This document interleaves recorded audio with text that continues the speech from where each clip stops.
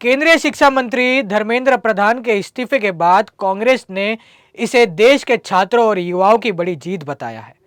कांग्रेस के राष्ट्रीय प्रवक्ता सुप्रिया श्रीनेत ने कहा कि प्रधानमंत्री नरेंद्र मोदी छात्रों और देश की जेनजी के सामने हार गए।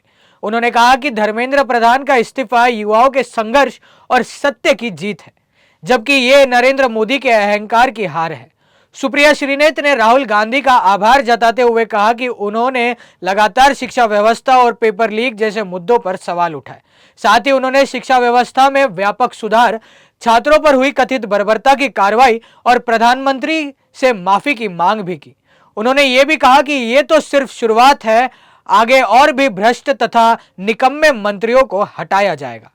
Narendra Modi is the past, students are our future and past can not fight the future. आज सुबह राहुल गांधी ने यह कहा था और आज ही नरेंद्र मोदी इस देश के युवाओं से, इस देश के जेनजी से, इस देश के स्टूडेंट्स से हार गए।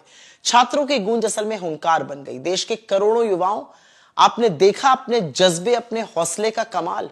धर्मेंद्र प्रधान का इस्तीफा आप सबकी, सत्य की, युवाओं की बड़ी जीत है। नरेंद्र मोदी का अहंकार भी हार गया। राहुल गांधी को शुक्रिया जो लगातार टूटी हुई जर्जर शिक्षा व्यवस्था और पेपर लीक के खिलाफ लड़ते रहे हैं। अब शिक्षा व्यवस्था को सुधारना है। छात्रों के साथ की गई बर्बरता पर भी कार्रवाई होनी चाहिए और इस देश के प्रधानमंत्री नरेंद्र मोदी को माफी मांगनी चाहिए उन सब छात्रों से जिन पर हमला किया गया।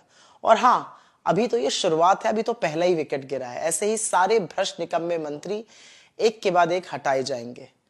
गया धर्मेंद्र, अब नरेंद्र।